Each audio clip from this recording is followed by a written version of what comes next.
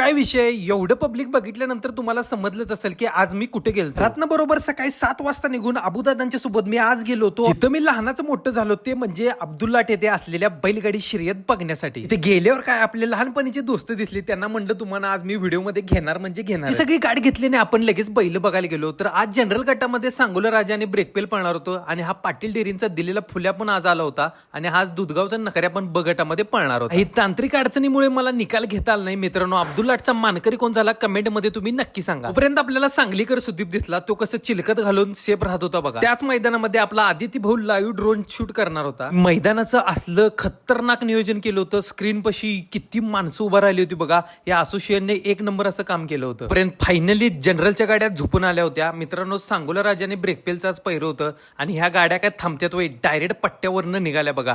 मित्रांनो, अब्दुल्लाटचा बुलेटचा मानकरी कोण ठरला तुम्ही कमेंट मध्ये नक्की सांगा आणि जाता जाता आपल्या भावाला फॉलो करायला विसरू नका.